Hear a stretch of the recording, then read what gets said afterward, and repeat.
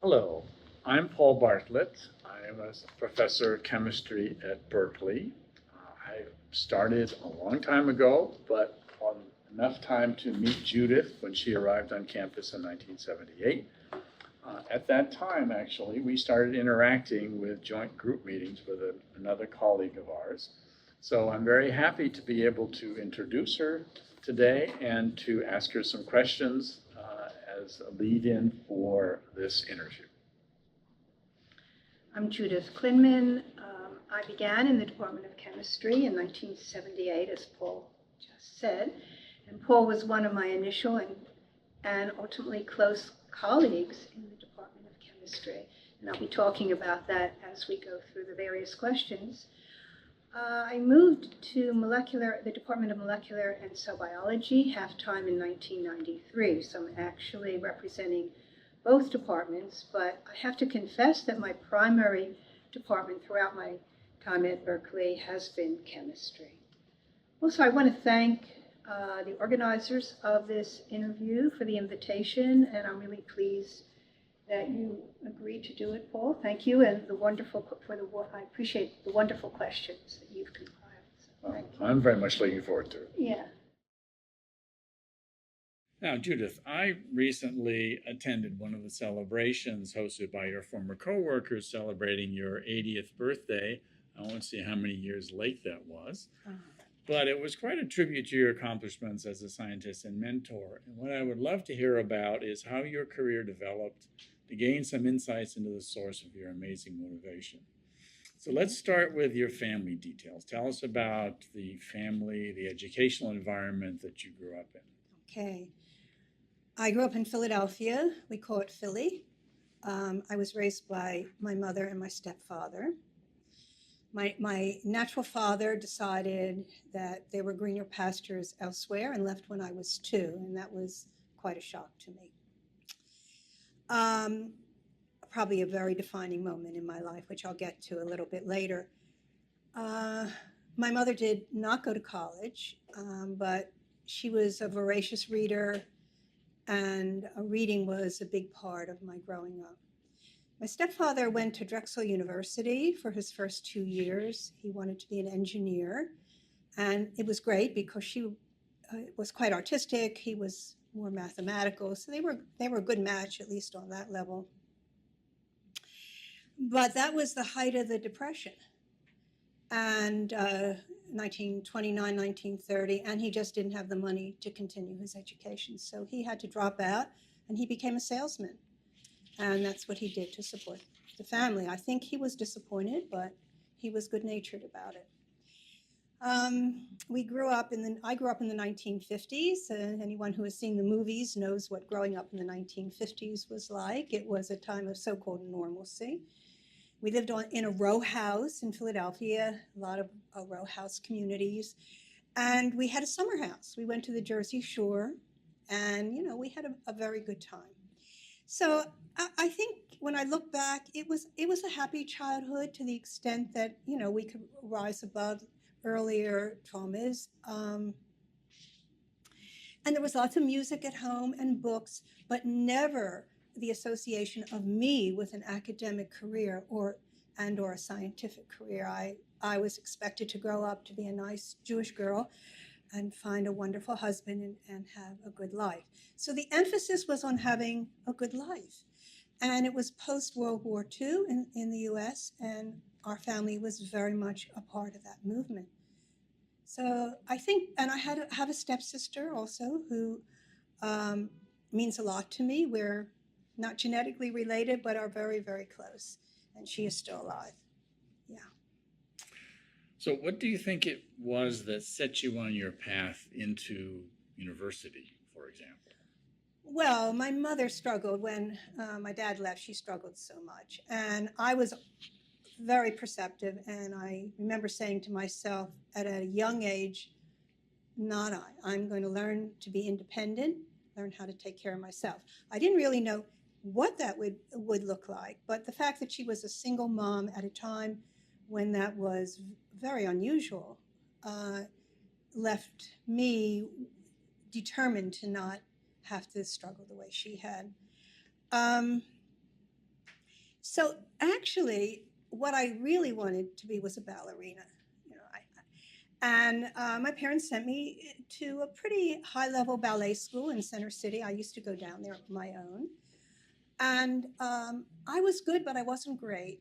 And the maestro let me know that. You know, it's very unforgiving, these kinds of professional careers in the arts. I was on point. I had a role in the Nutcracker that was performed at Wanamaker's, this great big department store in downtown Philly, but I knew I had to move on. So where was I going to put all my energy? I became very interested in France and French literature, French language. My family on my mother's side originated in East Europe. And at the end of the 19th century, half of them went to Paris and half of them came to Philadelphia.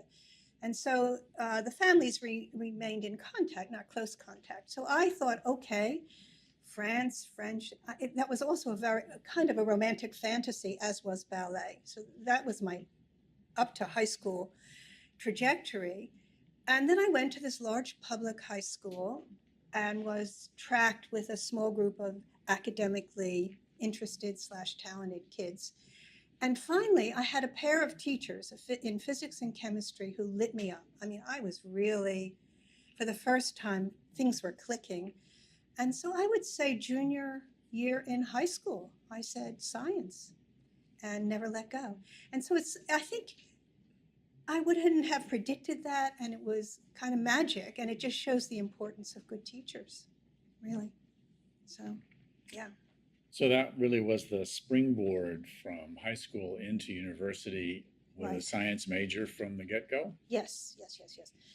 I went to UPenn. Actually, I went to the College for Women. There was a separate college, and we had high tea in one afternoon a week, which I went to once, I think. That wasn't my reason to go to college. And I did not get a Bachelor of Science, however. I really wanted to have a general degree, and I took a lot of history and art history and philosophy and, you know, all the classes that appealed to me. I had a good education in science, but it wasn't a Bachelor of Science, and that may have played a role, you know, in subsequent years, certainly in terms of graduate school. But I recognize now that I heard the word chemical biology back in the 1960s. People at UPenn were interested in this interface between biology and chemistry. Also, I was a commuter in the first few years, and I needed to earn money. And I worked at the Johnson Foundation for Biophysical Research, a really high-powered unit run by Britton Chance, who was this revered biophysicist. And I also learned about biophysics very early on. This was during your undergraduate As an career? undergraduate, Okay. yes. I used to go in. I remember going in late at night and being in the cold room with all these strange-looking people walking around. But I loved the subject, and, you know, I was just drawn in. So Penn was good for me. Penn was really good for me. When I applied to graduate school, you know, I didn't have a Bachelor of Science. I don't know. I wanted to go to New York. Columbia did not offer me a teaching assistantship. So I went to NYU. Okay. And I did a year at NYU. And during that time, I was dating, and I met the man who would become my first husband. And at the end of my first year in New York, we got married. So that changed things dramatically. And I moved back to Philly. He was a postdoc in immunology in the med school. And I re-enrolled at the University of Pennsylvania for a PhD, which I completed in 3 years. So that was the undergraduate PhD experience. And then from there, there were a lot of things that happened before coming to Berkeley. First of all, we went on to our postdoctoral studies, and we chose Israel as a place to go to, which since then, people have questioned me and said, why did you go to Israel for postdoctoral studies? And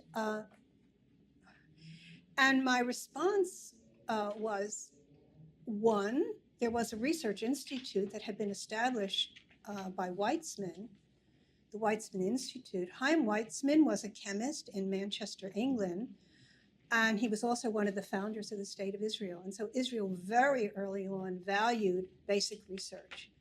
And we decided to give it a try. So at that time, the state of Israel, let's see, it was 66, was 18 years old. So it was a very young country, and yet they had a first-class scientific research institute, the Weizmann Institute. So we spent 15 months there, and then moved to London for another 5 or 6 months, where my husband worked at the MRC, Medical Research Council. I didn't have a position, but I went to University College London. I found someone who would put up with me, Charles Vernon, and I took classes and started to study biochemistry. And that's where I made this switch from chemistry to biochemistry at that point. Okay. I went to the next step was back to Philly, where Norm, my first husband, took up a faculty position in the medical school, and I became a postdoc with Irwin Rose. Now that was an experience like none other. He was a really brilliant, quirky man who would not tolerate any nonsense, and people were known to run out crying. He and I had a good relationship, actually, after he adjusted to the fact that I was commuting from Center City, and I arrived at 9:30 in the morning and I left at 5 o'clock. And he told me he had his doubts about me, but after a few years, he gave me the freedom to do my own research and publish on my own. That was really fantastic. You were at the ICR Institute Institute for Cancer Research yeah. for 10 years, right? Actually, yes, that's right, from 68 to 78. So you had a lot of independence there. Well, after I began to publish on my own, they put me up as a staff member, staff researcher, which would be the equivalent of an assistant professor at a university. And at the same time, I got an appointment as assistant professor at UPenn, so UPenn again. And that's where I stayed for that period of 10 years. So that was the prelude to coming to California. So 1968, a big step. You came 78. out west? 1978, 1978, excuse me. Yeah. You came out west to the UC Berkeley with a tenured position. Yes. What was the stimulus for that move? Was it, I'm curious what the nature of your initial contacts were. Did you contact Berkeley, or did Berkeley reach out to you? Or? Well, let me just say that having lived through the 1960s and 70s by that time, which was a period of tremendous upheaval in the United States. You're younger than I, you may remember some of that, but sadly I ended up getting divorced from my husband, and I really wanted a new start somewhere. And actually California was as far as I could get on the continental US, having been born and bred in Philadelphia. And I wrote to 2 institutions on my own. I wrote to UCLA and UC Berkeley. And UCLA said, we're not interested. And UC Berkeley said, okay, come for an interview. And I remember Nacho Tinoco was the person who was my host when I came. He picked me up at the airport. And he was extremely gracious, although in later years he told me, he said, we needed to have a woman. So that was something I learned later. I'm glad it came later, not earlier. Also, amusingly, from one of our faculty members who we proudly counted as one of our Latinx, you would say, underrepresented colleagues. Faculty, right. Anyway, I was interviewed and offered a position. And at that point, I said, I had already been tenured basically at ICR, and I said to them, I'm not coming from a tenure to an untenured position. And they agreed, the department agreed. I think they understood. In fact, I was coming in as the first woman in chemistry, and as far as I know, the first woman in all the physical sciences at Cal. And I think they understood, to their credit, that my coming as a tenured faculty would make it a heck of a lot easier than if I had come and had to get tenure. Right. Did you appreciate the threshold that you were crossing when you came here with tenure as the first? Yeah, woman I in this didn't position? fully grasp it. I'm not sure what I would have done if I'd fully grasped it. I was full of beans back then and ready for a new start. And I looked forward to being in California and being at a first-rate institution, but I didn't anticipate what that would mean because there were many rocky moments, as you can imagine. Right. Yeah. We'll get into this in more detail later, but I'm curious Yeah. as to, did you perceive the reception of yourself as a female faculty member at Berkeley different than you had perceived yourself in your effectively tenured position back in Philadelphia? Yeah, we can get back to that too, maybe later on in terms of Okay. gender issues and stuff Okay. like that. But I was coming from an institution where there were a lot of women. Okay.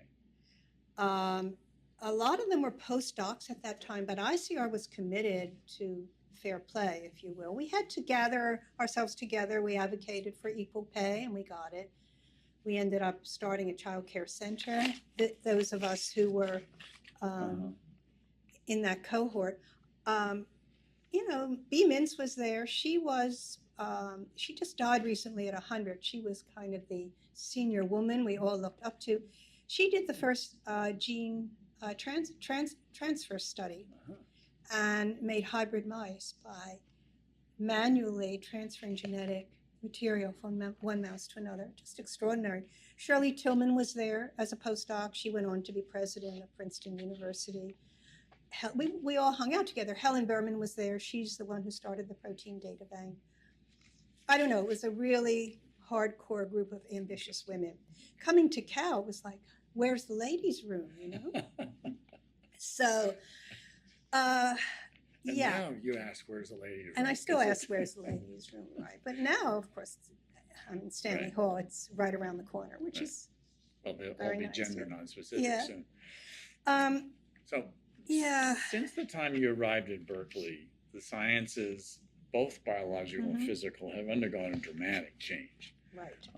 As we both experienced, this isn't, but you played a significant role in the transformation of the sciences on campus. I mean, when you arrived, we had joint group meetings with Right. your group, with my group, and with Jack Kirsch's group down in biochemistry. Exactly. And this was, for some of us, probably the first bridge between what were two very disparate departments. We had chemistry at the southeast corner of the campus. We had biochemistry at the northwest corner of the campus in different colleges. And yet, during the period of time that you've been at Berkeley, the whole thing has evolved. The colleges are still the colleges, but chemical sciences and biological sciences are now intertwined. Right. Joint faculty appointments, even shared buildings and so forth. How did you experience How did that the play out interface? for How did me? this play Right. out for you and your? Well, the person who preceded me as a biochemist, because I came as a biochemist actually, was Paul Modrich. And so he was interested in base pair correction. And he didn't last long. He, took one look around, and I think he was down in the basement. And In chemistry. He was in chemistry, the first biochemist appointment in chemistry. And he jumped ship. He went to Duke. He ended up getting a Nobel Prize in chemistry in 2015. And there I was, subsequent to his departure. And I think at that point, the chemists recognized, well, they had to treat me a little bit more gently, perhaps, not just being a woman, but being a biochemist. And they gave me Jim Long's old lab. He moved to Harvard, pretty nice space, not nearly as nice as later laboratories, but quite adequate. And I wasn't hidden away in the basement somewhere. So that was the history until I was appointed.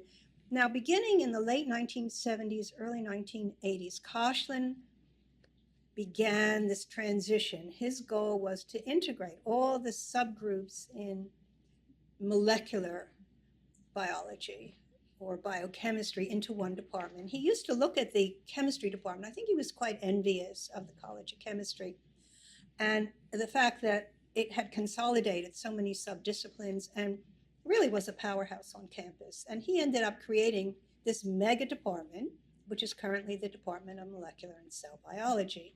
It took many years, but that was starting in the 1970s and 1980s. And then in 1993, I was the first joint appointment between chemistry, true appointment, 50-50, between chemistry and molecular and cell biology. And it was interesting because Jack was interested in teaching in chemistry. So we ended up doing a swap. I got a half FTE in MCB. He got a half FTE in chemistry. And that's how the first joint appointments unfolded. Now, the thing is that, I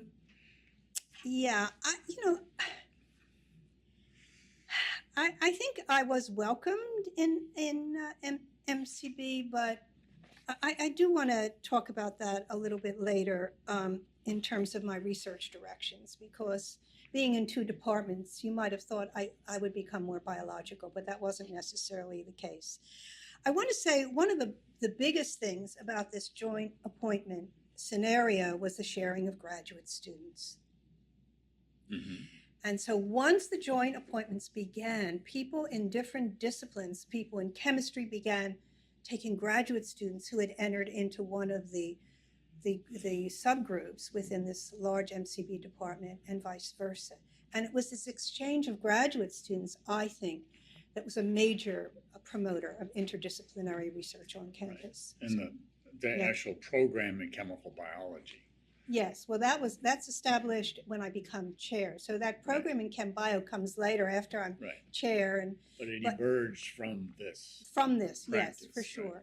I want to mention also I moved to Stanley Hall in 2007, and that was also a merging of disciplines because that was established largely as a research building and to house bioengineering, but also people from chemistry, MCB, physics, and very multidisciplinary. So there's been this constant move toward more interdisciplinary research.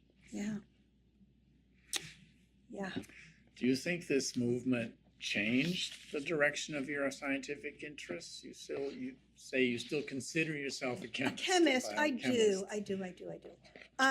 So at the time that I was offered a joint appointment, I'd really been working primarily as a biochemist, I would say. And I think we had discovered a new class of quinone cofactors in enzymes. And it was on that basis, I think, that the biochemists welcomed me into MCB. But actually, at the same time, we were making some really curious observations about the role of non-trivial quantum mechanics in enzymology. And the biologists kind of turned up their noses at that. They thought it was wacky. And why would the messy, wet conditions of biology support quantum mechanics? And they were pretty unsupportive of what I was doing. Was it too physical for them? Well, I remember going to a retreat and I brought my students and people said to me, why are you doing that? What in the world? What are you talking about? And so simultaneously, I started to move more in the direction of physics and chemistry. I realized that my interests were moving in a direction I didn't have that much training in, really. I paired up with Bill Bialik, who was an assistant professor in the Department of Physics. He was the first biophysicist they had hired, and he started teaching me a lot about quantum mechanics. He ultimately left. He's quite a famous biophysicist at Princeton University now. But you see, instead of moving toward biology, I started to move toward physics. So I can claim that the joint appointment changed my research interest more in the direction of biology. So, Judith, what do you think are some of the most significant changes that have occurred at Berkeley with respect to gender equity during your tenure? Mm-hmm. Well, the first was something that you and I have talked about, which had to do with your battle as chair of the budget committee in order to stop the clock for tenure considerations for women who chose to have children while they were under that 5-year period of review for tenure. And I know you succeeded, but you had to push back a lot against your fellow and occasional woman faculty member on the budget committee. But what really concerned me and needed a great deal of attention was the ways in which women would be free to care for their children after they give birth. And I think that only recently are we seeing some progress in that regard. In my own case, I went back to work within a week or two of having each of my two sons. And I think back, and if there were, or if there's anything that I regret, it's not having had those early weeks, months to bond with my two kids. So the question is, what kind of childcare is available now? I went online before this interview to try to figure it out. It looks like there is paid release from teaching for 6 to 8 weeks, but honestly, when I looked through the websites, I couldn't find a specific set of detailed instructions on how to proceed. So I don't know, and perhaps someone will fill me in later on the details of this. However, this issue has been reviewed, and the woman who comes to mind is Marian Mason, who was dean of the graduate school. And she joined together with several other people, including Angie Stacy, who was a faculty member in chemistry, to write a book called Babies Matter. And what she pointed out was the enormous discrepancy in the likelihood of getting tenure for male faculty who did family formation and for female faculty who did family formation. And so there's this disruption at the beginning of family formation, you know, the necessity to have time to spend with your newborn infants in a way that's supported by the institution and not having to rush back too quickly. And I mean, the US lags behind almost all European countries in this regard. So it's an issue that I care so very strongly about. And Marian Mason's book really pointed out the impact of not only those early times, but then how hard people have to work to combine raising a family and pursuing their chosen career.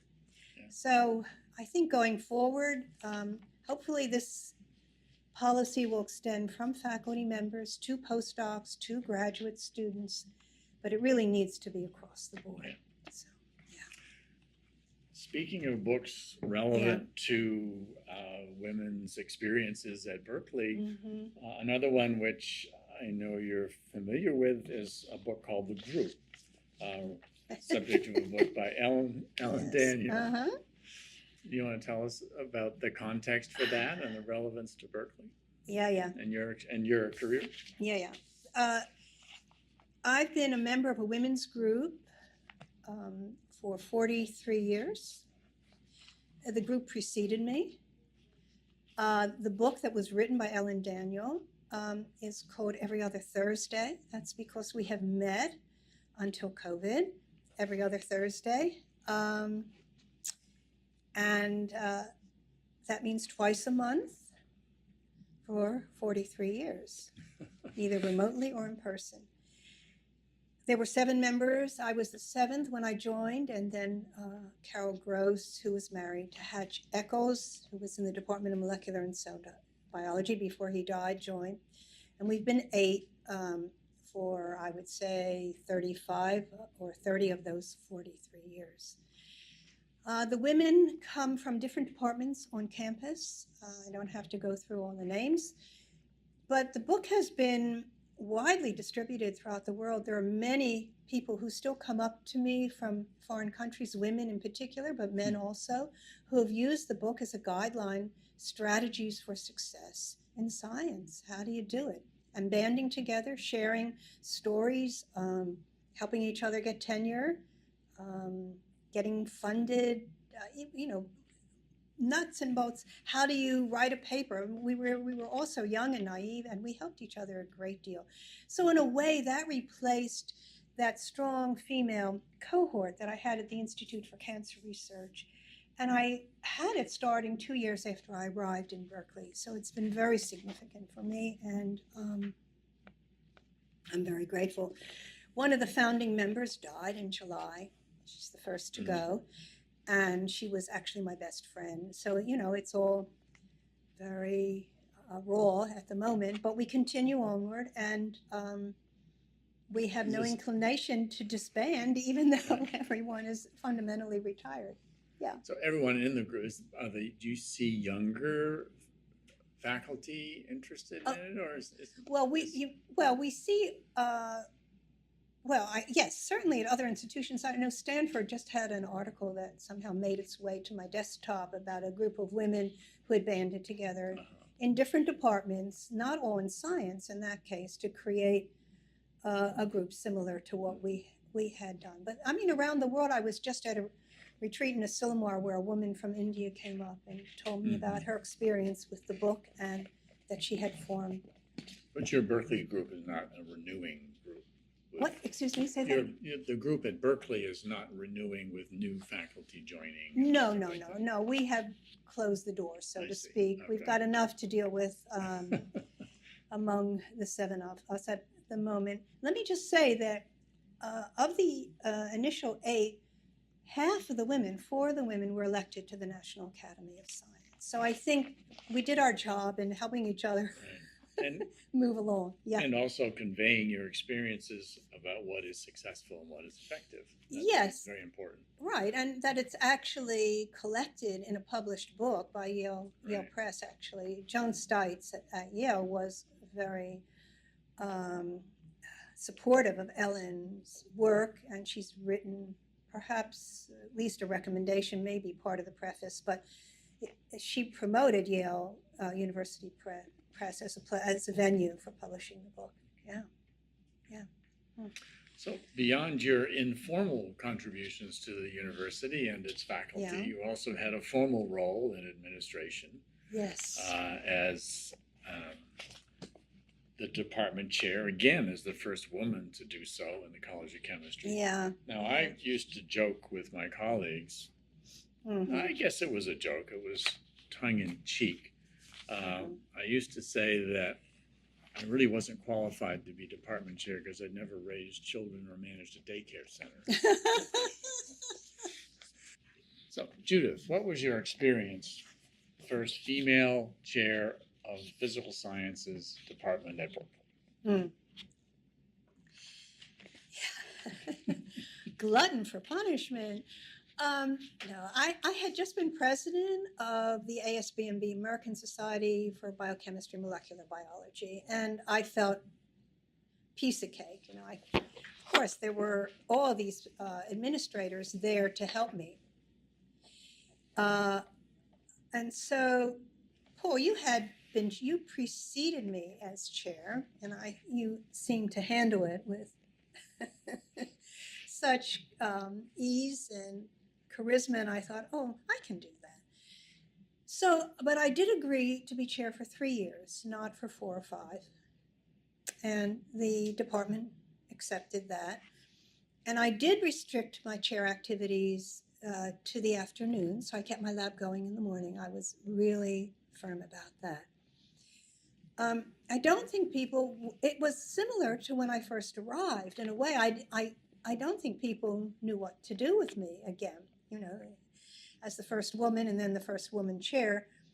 And once again, people were cordial and they let me work my way. I have to say, I had a fabulous office staff, which you had organized when you were chair, so I was the beneficiary of that. And Clayton Hethcock was dean, and he was one tough guy, but in a loving way, and he was terrific to work with. And the university was still quite rich at that point. There was money for all kinds of initiatives. So it was an exciting time. And I had an agenda, really. The main agenda was to try to give people what they wanted. I wanted a happy faculty. So that's a very female approach, perhaps, to being chair. And certainly gave everyone in the department a lot of leeway to organize their own subgroups and needs. But my main goal really was to increase the faculty and to hire in a whole bunch of young assistant professors. We did hire Michael Marletta as a senior appointment, and you had started that actually. And I completed it when I was chair, and of course, that was a very successful appointment. But in expanding the faculty, I had 2 goals. One was to enlarge the ranks of the junior faculty. I think I hired 8 people when I was chair in 3 years. So that that in and of itself, getting the money and the space and everything, and really superb people. One of them, Matt Francis, has just stepped down after being a superb chair during COVID, and Dean Tost is another person who was hired during that time who is now taking up the position of chair. I mean, this is a group of really superb scientists and service-minded people. So that was a very productive time. Now, what was going on in the back of my office or front was very different. You know, I knew that there was dissatisfaction when we were trying to hire a theoretician and they would meet and grumble to each other, but there was also a lot of gentlemanly behavior where they, you know, kind of succumbed to whatever the directives were and went along with the program. I didn't feel ill at ease as chair. In a way, I really liked being in charge. So it was okay. I didn't find it all that stressful. In fact, my husband, partner, Mordecai, says he thinks I was happiest in the years that I was chair. It was just 3 years. Very interesting comment. He's a psychologist, psychotherapist. So, you know, Well, that just goes verifying my comment earlier. You'd raised children, so you were well, yes, that's right. qualified. Multitasking, and keeping people in line. Where I failed miserably was in bringing in more women during that time. And, you know, I felt very depressed about that and frustrated. And I urged women to apply. There was a very small group of women who were actually going to apply for a position in chemistry. We interviewed a few who went elsewhere. So we weren't successful in recruiting the few people we were going after. And so I stepped down with a feeling of failure in one of my major agendas. Another agenda was to bring in a chemical biology program. And we did that, and I asked Ken Sauer to help me. He, as you know, died recently, but he was so good-spirited about it, jumped in and, you know, negotiated all the new course names and course content. And this was an undergraduate major, which eventually extended into the graduate program. So he was such a wonderful colleague in that way, and I want to acknowledge him. Well, I would point out that your introduction of the chemical biology program was part of this evolution of the Absolutely. chemical biological sciences that we spoke about Absolutely. earlier on the campus during your tenure. Right. And at that point, so that would have been between 2000 and 2003. And so I'd been in MCB for about 10 years at that point. I want to just give a shout out for Michael Morletta, who is also an enzymologist, as you are, Paul, and were and still are always once an enzymologist, always an enzymologist, as was Jack Kirsch. And because he was chair, I think, from 2005 to 2010.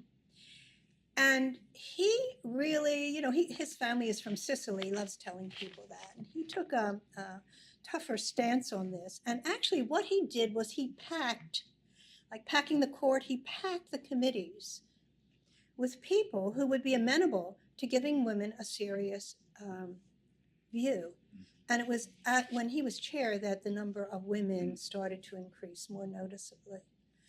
But of course, Carolyn Bertozzi had been hired into the department before I became chair, and there was Birgitta Whaley, and you know, there were a number of people. I don't have to go through all their names, but yes. So that was my chair time. And at that point, I was asked, did I want to go into higher administration? I think I did a good job. I made some real faux pas. I remember going directly to the vice chancellor just the vice chancellor, the provost, and I stepped over Clayton Hefcock's head, and he was furious at me, but I had something I wanted. I just went directly to the vice chancellor, and you know, I didn't really understand the rules very well, but in the end, it didn't matter. But when I was asked, did I want to go into higher administration, I thought about it, and I said no. You know, my first love really was the research and the academic part of it. And I'm still running a lab, as crazy as that may be, with a handful of postdocs. But I am retiring. This is the formal record in 2.5 years. But the fact is that perhaps that was a good decision. Perhaps it was not. I don't know. but that's a decision I made at the time. So I never pursued anything higher up in the administration. Yeah. Well, you've received a lot of recognition in the broader scientific world outside Yes. of Berkeley, as well as in Berkeley, of course. Your contributions have earned you many awards and honors, and I'm sure you're proud of them, as I am and as your colleagues are. My sense is you probably don't want to brag a lot, but we want to hear about them. Awards are an important element in the stimulus and reward system of our scientific community. I'd like to hear about the ones that you feel were the most impactful, either because of the stages in your career that they came or what they represented from the organizations that awarded them to you. Yeah, I want to say something about awards. We all want awards, right? You know, gimme.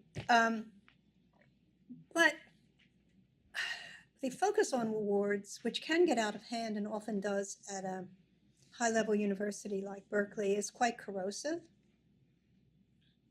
So I'm really proud and glad for the awards that I've received, but I've really had to stay focused on self-validation. And that's a big one. I mean, I really not, we all fall into this horrible, oh, I want that too, like when we were kids. So yeah, I'm proud of the awards, trying to keep it balanced. The Guggenheim was important to me at an early time in my career. It gave me some time off because I was raising a family as a single mom in the early years, and that Guggenheim made a big difference, and the association with physics and Bill Bialik and the biophysicists in the department. I would say I have an honorary degree from UPenn. And so, I have my undergraduate degree, my graduate degree, and then an honorary degree. That was Amy Gutman, who was the protege of Shirley Tillman at Princeton before she became president at UPenn. And I appreciated that. And when she stood up and, announced the honorary award, she called me a daughter of Penn. And I came from a middle-class family that wanted me to be educated, but that wasn't their primary goal. And I was a commuter in the early years. And that meant a lot to me to be pronounced as a daughter of Penn. And the other one was the National Medal of Science, of course, which I received from Barack Obama. And that was fun. One cool dude. My God, did I ever love meeting him? I was scared. I mean, how do you go and meet the president? And but it meant a lot. And I brought the whole family, my own kids and extended family. So they relented and gave us space for my 2 kids and 2 stepkids. Yeah. Well, I think it meant a lot, not just for your own family, but for your academic family too. Oh, yeah, absolutely. Yeah, absolutely. Receive that award. Yeah. Let's actually talk about your academic family, your scientific offspring. I think that, personally, I feel that that's almost the most important element of one's legacy. You as a professor, you play a very important role in the development of your coworkers, your students, your postdocs. Right. They also influence your path as a teacher and as a mentor. So talk about reminisce about some of the influential offspring that from your long career. There are many of them. Yeah, I did want to talk about my own family too for just a minute first, because it's all about family formation. Here we go again. But I was able to have my 2 sons, and then second marriage, 2 stepchildren. And so with 4 children and ultimately 8 grandchildren, family has been a big part of my life. And you can't have it all. I just want to say, I don't care what anyone says. It's a fallacy that you can have it all. You make choices every step along the way. Some in favor of family, some in favor of career. And at least in my experience, I wanted to say that, because I think for me, it was the right direction to go. But it's not always easy, and you're always making choices. Now, the scientific family is quite different in a way because they come and they go, but they don't really ever go. That's the thing. And I've learned that over the years. So I've trained maybe 100 graduate students and postdocs, which is a very large number. And, you know, and then many, many undergraduate. And I never realized just how much of a family it was. My first graduate student at Berkeley was Sue Miller, who has just retired. So I'm still working. And she retired at UCSF, and she's now come to my lab, come back to the lab. She's come full circle to the lab, and she's joining in the group meetings, and she's picked up a little project of her own. And, you know, it feels like yesterday. I mean, she offers all this wisdom and experience, and she keeps me in my place like my graduate students have always done. And so I'm grateful for that kind of continuity and real connection. And we just had this 80 plus birthday bash. There's been one at 60, 70, 80. 80 is the end. But, you know, I really got the love and appreciation that goes both ways. You know, it's really a very heartfelt thing. It's not just the intellectual part and what we've accomplished, but it's all of the connections. And basically, we've built a community together. And at the end of this bash, 4 of the women announced that they had established an endowed lectureship in my name to honor not just the science, but the community that was created. I mean, so I feel deeply touched by that. And now, you know, we're gathering remotely to try to decide how to structure it and the themes and how to go forward. But I feel really, really blessed between my personal family and my academic family. Oh my God. And the thing is that there have been sad moments. You know, there have been people who've died and people have become very ill, and that's just part of a long life and family, right? Yeah. So, yeah. Another important award. Yeah, maybe the biggest in a way. And I really got that at the 80 plus because of COVID. Yeah, really, you know, we talk science, but it went way beyond that. Mm-hmm. Community is essential. And I think because Cal is such a hard-driving place, that can get lost in the shuffle, the importance of community in these very high-powered departments. But even if it does get lost in the bigger scheme of things, for those of us who run large research groups, it's right there. It's at the core of what we're creating and practicing. Right. Yeah. Well, that's an important function of a professor, is to serve as a mentor, and that is an ongoing responsibility in many respects. Yeah, it's a responsibility, but I've learned so much from the people I've trained, you see. It's a two-way street. It reflects. Yeah. It's really, I'm very proud of them. Very, very proud of them. Yep. Okay, I actually want to explore what is perhaps a strange topic here, and I'm going to explore hindsight. You know, by any measure, I think you've succeeded in what you strive for and to accomplish in your career. But I think all of us will identify decisions we made or paths that we followed that, looking back, were maybe not the best decisions. But these can be valuable lessons for those of us who serve as role models, and those who look to us as role models and mentors. Are there any hindsight issues you'd like to? Well, first let me say that, you know, the if-onlys. Yes. If I hadn't, I mean, I had to let go of that a long time ago. But when I think back, you know, the biggest and most traumatic moment in my life, interpersonally, was the divorce from my first husband and the breakup of our family. And so, you know, if I look back, that's a moment, a turning point. That's what drove me west. That's what, you know, created everything that I've been talking about today. So had that not happened, none of this would have happened. So, you know, I've had to accept that endings are beginnings, and I do have a meditation practice, which has helped me a lot, a yoga meditation practice, which I have had a very excitable personality, and just to get calm and see that, life really is in the passage of moment to moment, and accept that.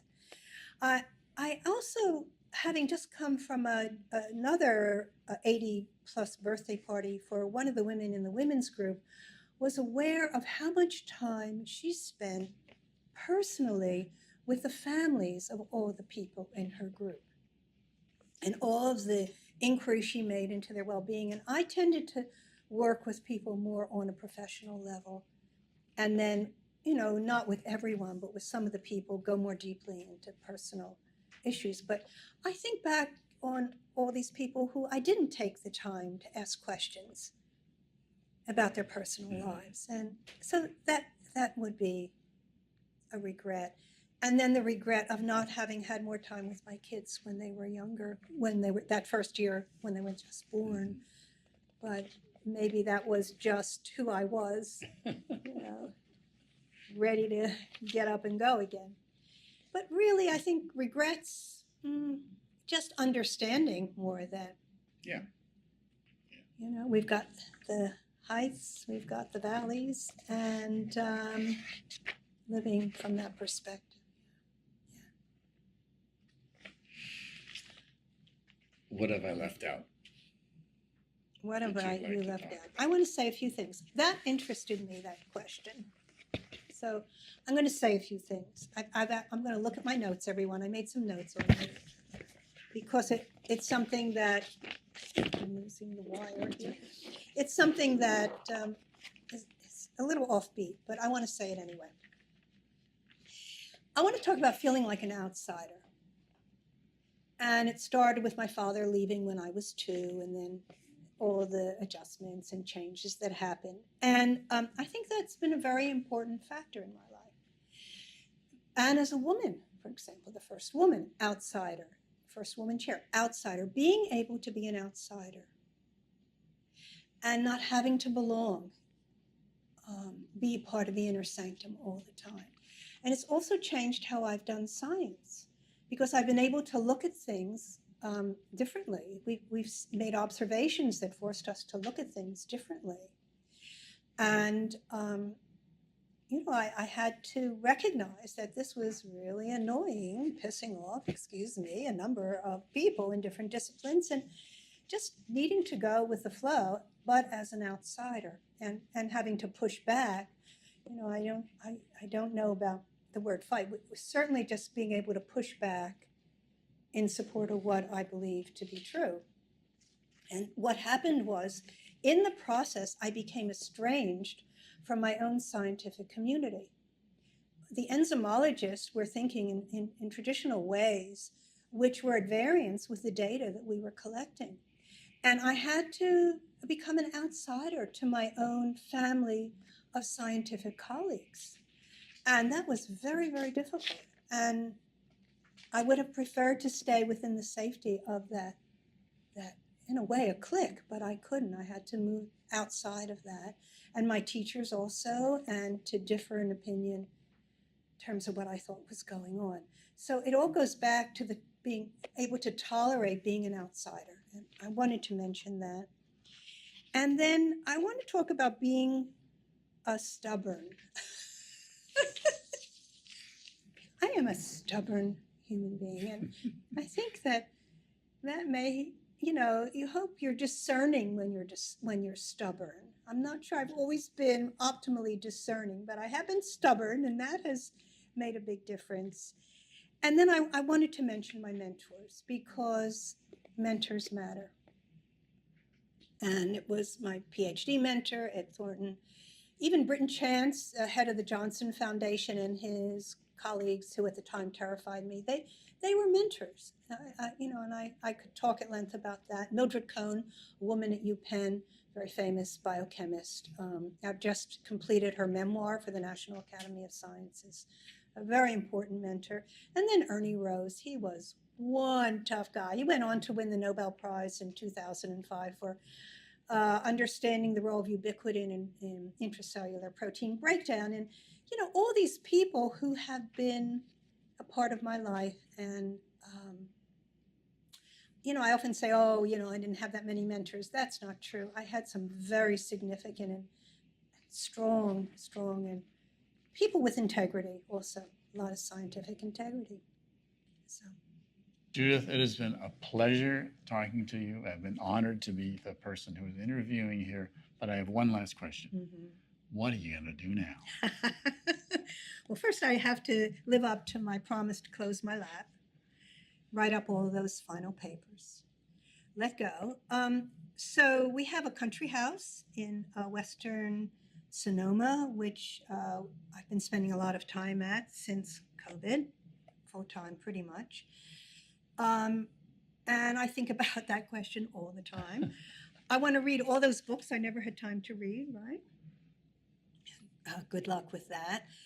I have my yoga and meditation practice. I've kind of dived into gardening without knowing anything, and it's just beautiful. I really enjoy it.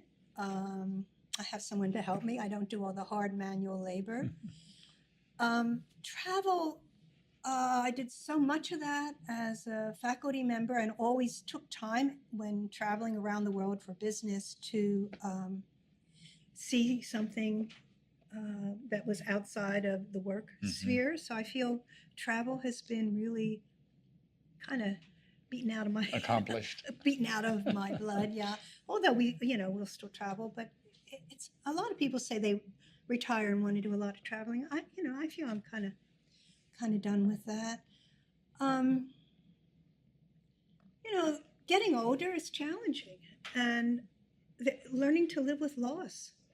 These last few years, people who are very dear to me have been moving on, and so I don't know, just slowing down enough. I think slowing down. I think letting everything in. Everything I've talked about today has been on the move, right? Right. And so just practicing the art of day-to-day living. I think it's good. I don't know how it's going to feel when my lab is closed. That will be the big one. But I'm ready for the change of pace. So, well, yeah. Welcome to your next career. You want to say what you can predict? Well, No. Yeah. I do think enjoying retirement could be a career. I have always admired the way you have enjoyed your life, Paul. No, I mean that. I think you're a connoisseur of life, and there's a lot to be said for that. And I've appreciated our ongoing friendship after so many years, really. Well, thank you. Yeah. Been my job. Yeah.